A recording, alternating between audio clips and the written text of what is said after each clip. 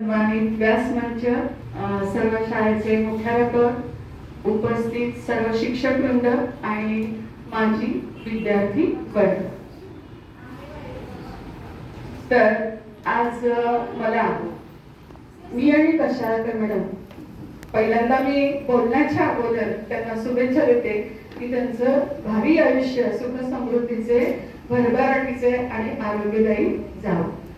तर या शिलादेवी हायस्कूलमध्ये आम्ही त्या 94 साली आल्या आणि मी 95 साली आले. फक्त आमच्या दोघांच्या मध्ये एक 60 दिवसाचा अंतर आहे. 60 दिवसानंतर माझी अशी स्थिती असणार आहे. तर सांगायचा उद्देश, जसं आपण एका मित्र असतो, कॉलनीतले मित्र, तसं शालेय जीवनापासून आमची जी मैत्री आहे ती आजपर्यंत व्यवस्थित टिकून आहे. सांगायचं काय आहे, पहिलं करिअर क्षेत्राचं रोपट त्यांनी रुजवलं. ते कुठं रुजवलं? शिलादेवी हायस्कूल मध्ये रुजवलं.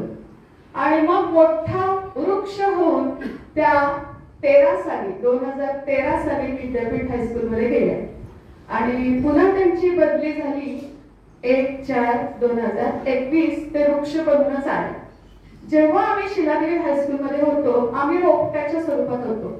मी, कशाळकर मॅडम, गुरव मॅडम असे, आणि आमचा मोठा वृक्ष होता मेघे पाटील मॅडम. त्यांच्या सानिध्यात आम्ही घडत गेलो.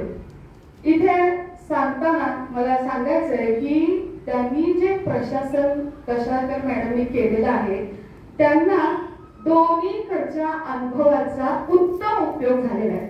विद्यापीठ हायस्कूल आणि शिलादेवी हायस्कूल. बघा, रोपट्याला मोठ्या वृक्षाची सावली सदैव असते, पण मोठ्या वृक्षाला सदैव उन्हातच उभं राहावं लागतं. म्हणजे विद्यापीठ हायस्कूल मध्ये सुद्धा मोठा वृक्ष बनूनच गेलेला आहे आणि शिलादेवी हायस्कूल मध्ये परत आल्या ते मोठा वृक्ष बनूनच आलेले आहे. मग आल्यानंतर एक खास मळलेली वाट नव्हती त्यांच्यापुढे. त्यांच्यापुढे पहिलं आव्हान होतं ते कोरोना कालखंड. आणि त्या कोरोनाच्या कालखंडात पहिली परीक्षा होती. 10वी बोर्ड परीक्षेचं स्वरूप वेगळ्या पद्धतीचं होतं. पण अशी अनेक आव्हाने त्यांनी अशा पद्धतीने आपल्या सर्व सहकाऱ्यांच्या मदतीने प्रत्येक आव्हान यशस्वीपणे पूर्ण केलेलं आहे. आणि या एवढ्या ह्याच्यात माझी पण 28 वर्ष सर्व्हिस झालेली आहे.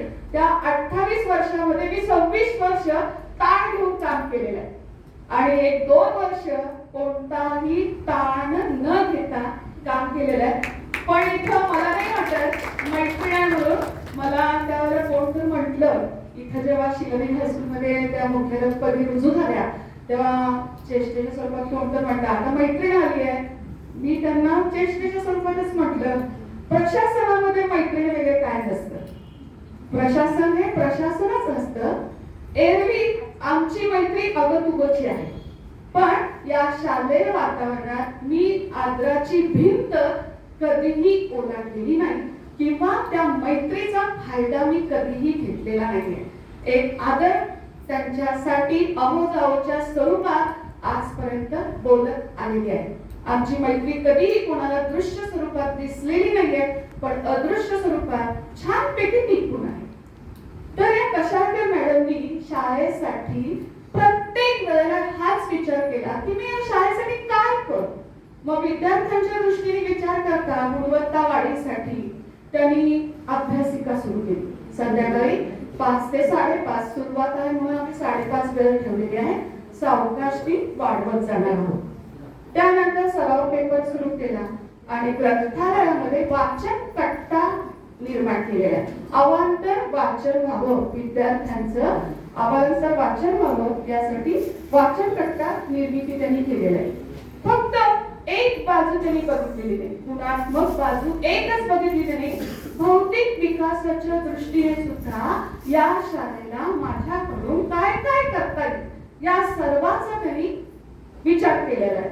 त्यामध्ये शिक्षकांसाठी खुर्च्या नव्हत्या किंवा विद्यार्थ्यांसाठी बेंच नव्हते. आता सांस्कृतिक कार्यक्रम करायचा आहे तर पडदे नाही. म्हणजे खुर्च्या, बेंच, प्रोजेक्ट, ध्वनी यंत्रणा जे जे आवश्यक आहे ते सर्व